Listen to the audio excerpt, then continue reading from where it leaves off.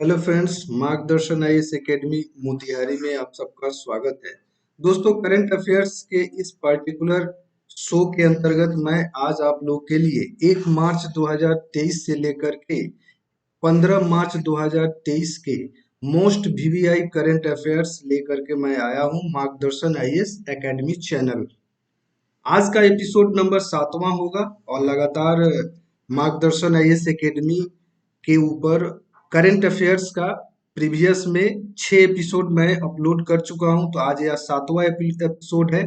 जो upcoming examination है, all competitive examination, साथ ही देखा जाए तो यूपीएससी बीपीएससी अगर आप तैयारी करते हैं दोस्तों, तो निश्चित रूप से आपके लिए मोस्ट इम्पोर्टेंट करंट अफेयर्स का शो है। तो आप देखना बिल्कुल भी नहीं भूलेंगे। दोस्तों, अभी तक आपने अगर हमारे मार्गदर्शन आईएएस एकेडमी चैनल को सब्सक्राइब नहीं किया है तो प्लीज आप लोग सब्सक्राइब कर लेंगे और लाइक और शेयर आप करेंगे।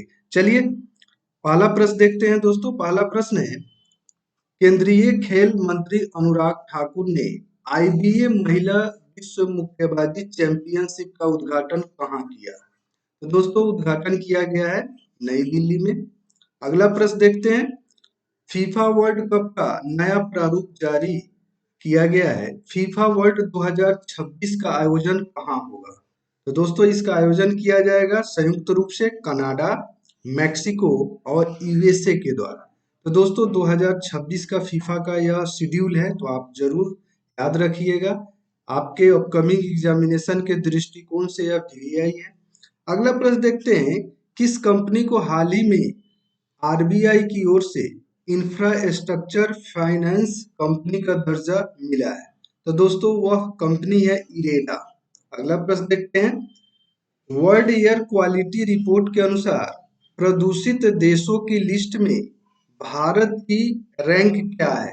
तो दोस्तों, 8वीं रैंक दी गई है इंडिया की, यानी भारत की। तो यह करंट अफेयर्स आप लोग के अपकमिंग एग्जामिनेशन के लिए मोस्ट इम्पोर्टेंट है। तो आप देखिए, चैनल को सब्सक्राइब कीजिए और साथ ही साथ अपने फ्रेंड सर्किल में, अपने ग्रुप्स में शेयर करना बिल्कुल भी न भूलें। अगला प्रश्न देखते हैं, ओपन एआई ने हाल ही में कौन सा नया आर्टिफिशियल इंटेलिजेंस चैटबॉट लॉन्च किया है? तो दोस्तों, उसका नाम है GPT-4। अगला प्रश्न देखते हैं, हाल ही में एलआईसी के प्रबंध निदेशक के रूप में किसे प्रमोट किया गया है? तो सही उत्तर है तबलेश पांडे। अगला प्रश्न है, विश्व उपभोक्ता अधिकार दिवस कब मनाया जाता है?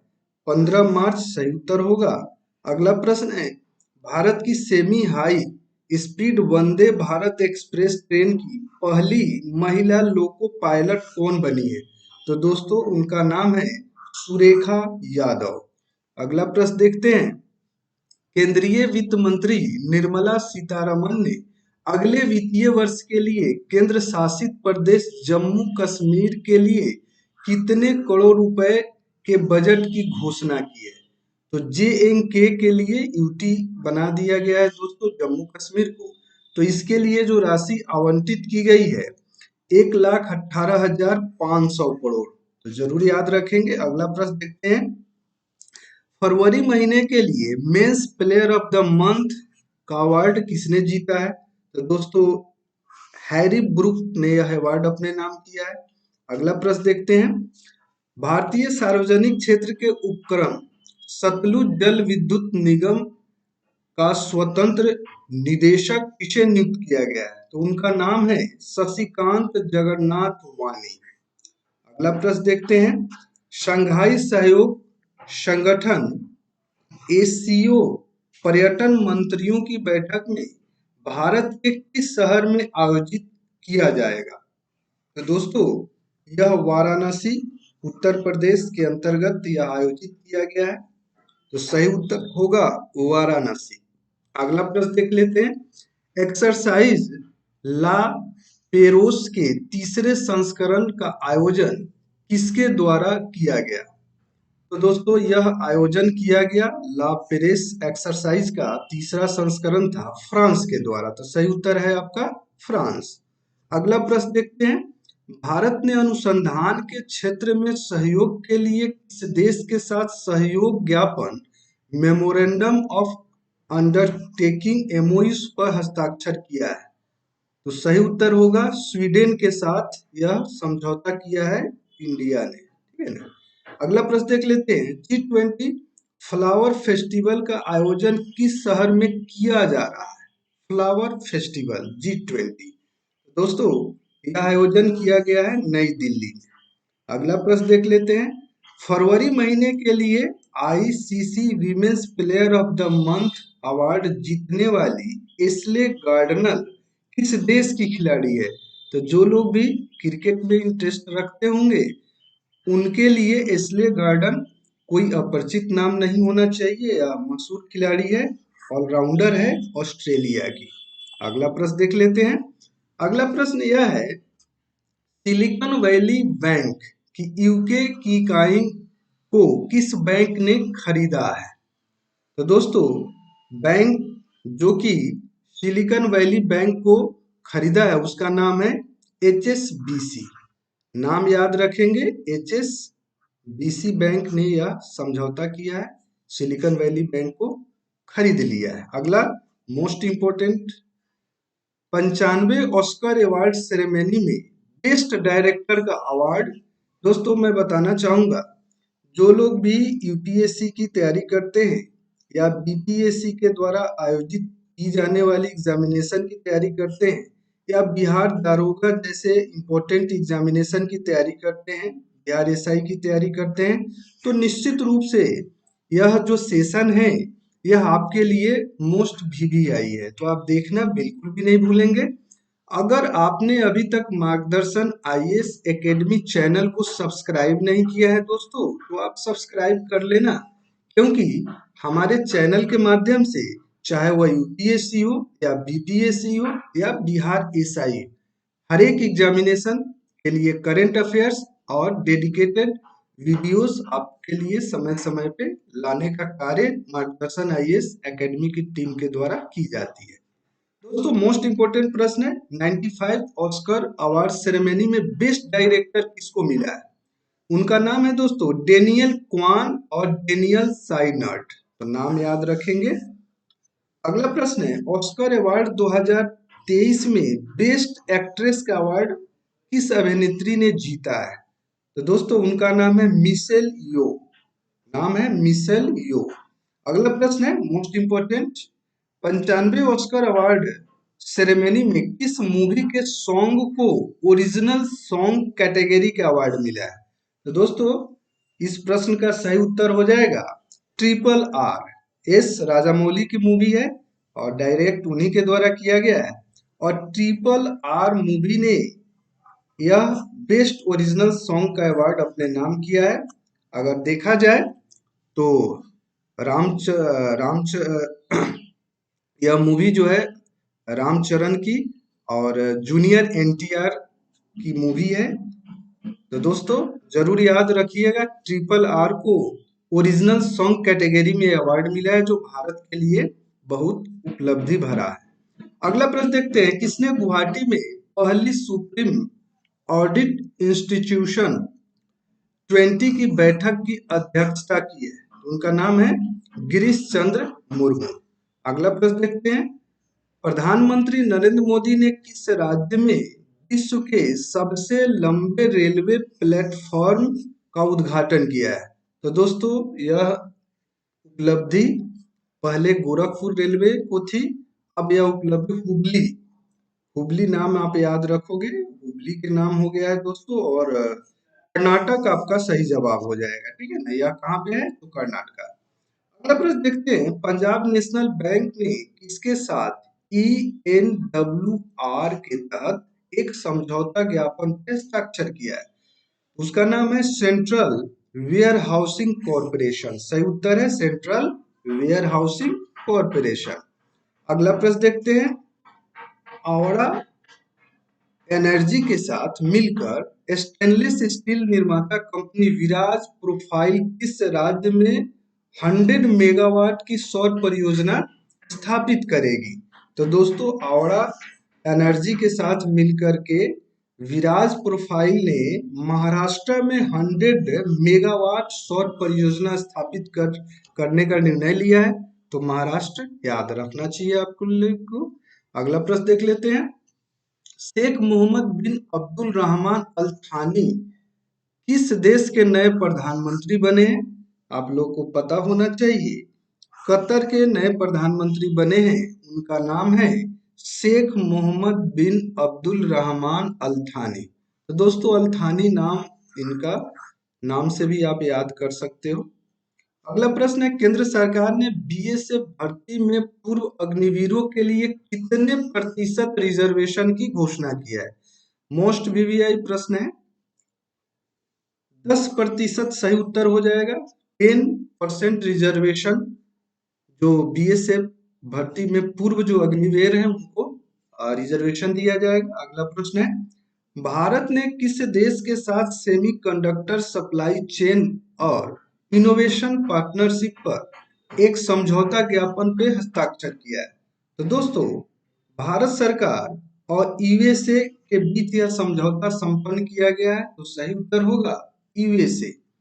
अगला प्रश्न देखते हैं, चीन के राष्ट्रपति के रूप में किसे तीसरे कार्यकाल के लिए चुना गया है? तो दोस्तों जो निवर्तमान राष्ट्रपति हैं शी जिनपिंग, उन्हीं को यह अवसर मिला है तीसरे कार्यकाल के लिए चीन के राष्ट्रपति के रूप में सेवा देने के लिए। अगला प्रश्न देखते हैं, नेपाल के तीसरे राष्ट्रपति के रूप में किसे चुना गया है? तीसरा राष्ट्रपति दोस्तों सही उत्तर हो जाएगा रामचंद्र पौडेल। रामचंद्र पौडेल नेपाल के तीसरे राष्ट्रपति होंगे।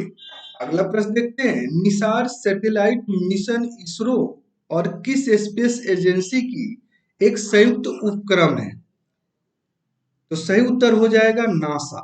नासा और इसरो दोनों की संयुक्त उपक्रम है जिसका नाम है निसार सैटेलाइट मिशन। यह इसरो और नासा, इसरो इंडियन एजेंसी है, स्पेस एजेंसी है, और नासा यूएसए की स्पेस एजेंसी है। अगला प्रश्न देख लेते हैं, अमेरिकी राष्ट्रपति जो बाइडेन ने किस भारतीय अमेरिकी को न्यूयॉर्क के दक्षिणी जिले का जिला न्यायाधीश मनोनीत किया है? तो सही उत्तर है अरुण सुब्रमण्यम। अगला प्रश्न है, ऑपरेशनल लेवल के एक्सरसाइज ट्रोफेक्स 2023 का आयोजन किसके द्वारा किया गया? तो याद रखिएगा ट्रोफेक्स 2023 का आयोजन इंडियन नेवी के द्वारा किया गया, इंडियन नेवी के द्वारा किया गया है। अगला प्रश्न लेते हैं। अगला प्रश्न है, हर पेमेंट डिजिटल मिशन को किसके द्वारा लॉन्च किया गया? हर पेमेंट डिजिटल, यह लॉन्च करने का कार्य किया है भारतीय रिजर्व बैंक ने, आरबीआई ने। तो सही उत्तर है आरबीआई। अगला प्रश्न देखते हैं, जम्मू कश्मीर के किस जिले में सेना ने सबसे ऊंचा राष्ट्रीय ध्वज फहराया है? तो डोडा जिले के अंतर्गत यह कार्य किया गया है। जम्मू कश्मीर यूटी के अंतर्गत यह कार्य किया गया है, सबसे ऊंचा राष्ट्रीय ध्वज फहराया गया। अगला प्रश्न देखते हैं, 8वें राष्ट्रीय फोटोग्राफी पुरस्कार के तहत amateur photographer of the year का अवार्ड किसने जीता है? तो अरुण साहा सही उत्तर हो जाएगा। अगला प्रश्न है, 8वें राष्ट्रीय फोटोग्राफी राष्ट्रीय पुरस्कार के तहत लाइफ टाइम अचीवमेंट अवार्ड किसने जीता है? तो दोस्तों सही उत्तर है शिप्रा दास। दोनों मोस्ट इंपोर्टेंट प्रश्न है, चाहे आप अरुण साहा जो कि amateur photograph of the year award इनके जीता है, और लाइफ टाइम अवार्ड जीता है शिप्रा दास ने। अगला प्रश्न देखते हैं, अभिनेता निदेशक कौन थे जिनका 66 वर्ष की आयु में निधन हो गया है? दोस्तों इनका नाम था प्रसिद्ध सिने अभिनेता सतीश कौशिक, जिनकी दुखद निधन हो गई है। मात्र ये 66 ईयर के थे। अगला प्रश्न है, किस दक्षिण अमेरिकी देश ने 25 वर्षों में पहली बार महिलाओं को सेना में भर्ती करने का निर्णय लिया है? तो वह देश है कोलंबिया। अगला प्रश्न है, किसने त्रिपुरा के मुख्यमंत्री के रूप में दूसरी बार शपथ ग्रहण किया है? तो दोस्तों सही उत्तर है मानिक साहा ने दूसरी दफा यानी सेकेंड टाइम्स त्रिपुरा के मुख्यमंत्री के रूप में इन्होंने शपथ लिया है। और दोस्तों बताना चाहूंगा, त्रिपुरा के जो बीजेपी के प्रथम मुख्यमंत्री थे विप्लव कुमार देव, और उसके बाद मानिक शाह को बनाया गया था और चुनाव हुआ, उसके बाद दूसरी दफा मानिक शाह बने हैं। अगला प्रश्न देखते हैं, मेघालय में 11वीं विधानसभा का निर्विरोध अध्यक्ष किसे चुना गया? तो थॉमस संगमा निर्विरोध रूप से मेघालय विधानसभा के निर्विरोध अध्यक्ष चुने गए हैं। सही उत्तर है थॉमस संगमा। अगला प्रश्न है, राष्ट्रपति ने किन आप विधायकों को दिल्ली के कैबिनेट में मंत्री के रूप में नियुक्त कर किया है? तो याद रखिएगा, आतिशी मार्लेना और सौरभ भारद्वाज, दो नए मंत्री। दो मंत्रियों के इस्तीफा के बाद जो स्थान रिक्त था उसी को भरने का कार्य किया है अरविंद केजरीवाल की दिल्ली सरकार ने। आतिशी मार्लोना को मनीष सिसोदिया के इस्तीफे के कारण और सत्येंद्र जैन की जगह सौरभ भारद्वाज को मंत्री बनाया गया है, स्वास्थ्य मंत्री। और आतिशी मार्लेना को मनीष सिसोदिया के जो विभाग थे उसका मंत्री बनाया गया। अगला प्रश्न देखते हैं, भारत और फ्रांस के बीच पहला संयुक्त सैन्य अभ्यास फ्रीजेक्स 23 का आयोजन कहाँ किया जा रहा है? तो याद रखिएगा, फ्रीजेक्स 23 जो है तिरुवनंतपुरम में आयोजित किया गया है। यह इंडिया और फ्रांस का पहला ही एक्सरसाइज है। अगला प्रश्न है, किसने 28वें महालेखा नियंत्रक के रूप में पदभार ग्रहण किया है? तो कैग के रूप में, महालेखा नियंत्रक के रूप में एस दुबे ने यह कार्यभार ग्रहण किया है। अगला प्रश्न देखते हैं, मेघालय के सीएम के रूप में लगातार दूसरी बार किसने शपथ लिया है? तो नाम याद होगा आपको, कोनराड संगमा। और इनकी जो पार्टी का नाम था NNP, और चुनाव जीत करके बीजेपी के साथ गठबंधन सरकार का निर्माण किया है। मुख्यमंत्री बने हैं कोनराड संगमा। अगला प्रश्न देखते हैं, बॉम्बे स्टॉक एक्सचेंज BSE के साथ मिलकर फिन पावर लॉन्च किया है इवन वीमेंस इंडिया ने। सही उत्तर हो जाएगा इवन वीमेंस इंडिया। दोस्तों मैं फिर एक बार कहना चाहूंगा, अगर मार्गदर्शन IAS एकेडमी को अभी तक आपने सब्सक्राइब नहीं किया है तो आप जरूर सब्सक्राइब करें। आपको UPSC BPSC बिहार दरोगा तैयारी करने में हमारे चैनल के माध्यम से बहुत सारी हेल्प मिलेगी, मदद मिलेगी।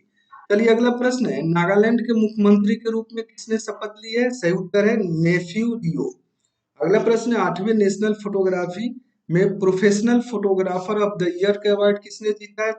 सही उत्तर है शशि कुमार रामचंद्रन। अगला प्रश्न है, नागालैंड की पहली महिला मंत्री के रूप में किसने शपथ ली है? तो उनका नाम है सलहोतु ओनुओ क्रूस। नाम याद रखिए, नाम थोड़ा सा मुश्किल है, मोस्ट VVI है, क्योंकि अगर पहला महिला है नागालैंड की मिनिस्टर बनी है तो यह इम्पोर्टेंट है। अगला प्रश्न देखते हैं, वन सेकेंड मोस्ट इंपोर्टेंट प्रश्न, संतोष ट्रॉफी के 76वें संस्करण का खिताब किस टीम ने जीता है? तो उस टीम का नाम है कर्नाटक। अगला प्रश्न है, केंद्रीय मंत्री डॉक्टर जितेंद्र सिंह ने सुशासन नवाचार पर क्षेत्रीय सम्मेलन का उद्घाटन सत्र को संबोधित किया, इसका आयोजन कहाँ किया गया था? तो आयोजन किया गया था भोपाल। सही उत्तर है भोपाल। अगला प्रश्न देखते हैं, भारतीय नौसेना का कौन सा जहाज अंतरराष्ट्रीय समुद्री अभ्यास 23 IMX 23 और कटलेक्स एक्सप्रेस 23 C23 में भाग ले रहा है? तो नाम है दोस्तों INS त्रिखंड, यह इसमें भाग ले रहा है एक्सरसाइज में। अगला प्रश्न, नौसेना कमांडरों के सम्मेलन 2023 के पहले संस्करण का आयोजन किस विमान वाहक पोत पर किया जा रहा है? तो उस विमान वाहक पोत का नाम है INS विक्रांत। अगला प्रश्न देखते हैं, नेशनल बैडमिंटन चैंपियनशिप का महिला एकल खिताब किसने जीता है? तो उनका नाम है अनुपमा उपाध्याय। अगला प्रश्न है, किसने थल सेना के vice chief of army staff का पद ग्रहण किया है? तो सही उत्तर है lieutenant general MB Suchindra Kumar. अगला प्रश्न देखते हैं, किसने पश्चिमी नौसेना कमान के flag officer commanding in chief का पदभार संभाला है? तो उनका नाम है दिनेश के त्रिपाठी। अगला प्रश्न है, अमेरिकी स्पेस एजेंसी नासा ने किसे अपना साइंस चीफ नियुक्त किया है? तो उनका नाम है निकोला फॉक्स। सही उत्तर है निकोला फॉक्स। अगला प्रश्न देख लेते हैं, किस टीम ने डोमेस्टिक क्रिकेट का प्रतिष्ठित ईरानी कप अपने नाम किया है? तो शेष भारत रेस्ट ऑफ इंडिया की टीम ने यह खिताब जीता है। अगला प्रश्न, आरबीआई ने हाल ही में किस कंपनी पर 3.06 करोड़ रुपए का जुर्माना लगाया है? तो दोस्तों यह जुर्माना आप अमेजन पे पे लगाया गया है, जो मानदंड को पूरा नहीं करती है। अगला प्रश्न है, भारत ने किस देश के साथ अनुसंधान प्रौद्योगिकी और नवाचार सहयोग पर एक समझौता ज्ञापन पर हस्ताक्षर किया है? तो उस देश का नाम है मैक्सिको। अगला प्रश्न है, पीआईबी के नए प्रधान महानिदेशक के रूप में किसने पदभार ग्रहण किया है? तो उनका नाम है राजेश मल्होत्रा। अगला प्रश्न देखते हैं दोस्तों, G20 विदेश मंत्रियों की बैठक किस शहर में आयोजित की जा रही है? तो सही उत्तर है नई दिल्ली। अगला प्रश्न है, 19वीं बिम्स्टेक मंत्रिस्तरीय बैठक की अध्यक्षता किस देश के द्वारा किया जा रहा है? तो सही उत्तर है थाईलैंड। और आज का लास्ट इस करंट अफेयर्स शो का प्रश्न है, 5 दिवसीय यशांग उत्सव का किस राज्य में आयोजित किया जा रहा है? यशांग उत्सव। तो सही उत्तर है मणिपुर। दोस्तों, अगर आप अभी तक मार्गदर्शन आईएएस एकेडमी चैनल को सब्सक्राइब नहीं किए हैं तो प्लीज आप सब्सक्राइब करिए, हमारे साथ जुड़िए, फॉलो कीजिए चैनल को। दोस्तों, आप साथ ही साथ एक लाइक जरूर कीजिए और साथ ही साथ आप अपने फ्रेंड सर्किल में ग्रुप्स में शेयर जरूर कर दीजिए। दोस्तों, बताना चाहूंगा, अगर आप में से जो लोग भी यूपीएससी के प्रति सीरियस हैं, तैयारी सीरियसली करना चाहते हैं, या बीपीएससी की तैयारी आप अच्छे ढंग से करने के लिए एक चैनल की तलाश में हैं, या दोस्तों बिहार एसआई के संबंधित जो इंफॉर्मेशन है आप सीरियसली तैयारी करना चाहते हैं, तो दोस्तों मार्गदर्शन आईएएस एकेडमी के साथ आप जुड़िए। आपकी यह जिज्ञासा यहाँ पे जरूर शांत होगी। आज आपके लिए हमारे चैनल के माध्यम से एपिसोड की अगर बात किया जाए तो आज 7वां एपिसोड मैं अपलोड कर रहा हूं, और बहुत जल्द ही जो अगली वीडियो एपिसोड नंबर 8 आप लोग के बीच में अपलोड करने वाला हूं। तो दोस्तों, हमारे चैनल को सब्सक्राइब कीजिए, हमारे साथ जुड़िए। Thanks for watching. जय हिंद।